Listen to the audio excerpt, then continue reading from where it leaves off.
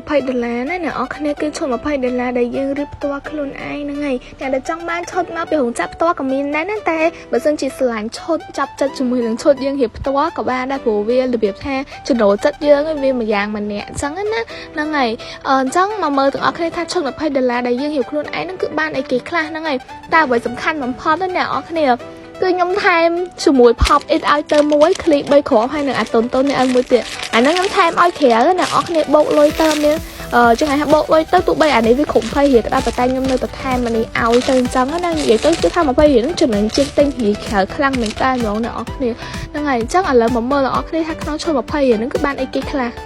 រមុំគឺយើងបាន select ទិញ slam ឲ្យបានចំនួន4គឺទិញមេគឺទិញប្រាក់ចំនួន3មេបរិច2 ATM 1ឈើ5ដើមប្រដាប់ទិញ slam អាតូច1ប្រដាប់ទិញ slam អាធំ1ស្នោអំពើពណ៌1ហើយ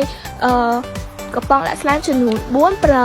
1អានេះមេពណ៌ចំនួន7ពណ៌ slam 2ទឹកទឹកផ្លែឈើ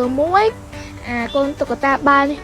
1អានេះគឺជាបាល់អត់តែខ្ញុំឲ្យចំនួន3ពណ៌3ទៅហ្មងអ្នកអរគ្នាហ្នឹងហើយហើយនេះវិញគឺ sticker អូយជូតទៅហៅចង់បិទនៅលើកំប៉ុង slam ក៏បានដែរអ្នកអរគ្នាបិទក្នុងសភៅបិទអីក៏បានដែរនៅក្នុងមកប្រអប់ហ្នឹងគឺមាន sticker ចំនួន8ស្លឹកហើយស្គុតគេវិញគឺមាន15ដុំអ្នកអរគ្នាស្អាតទៅហើយហ្មង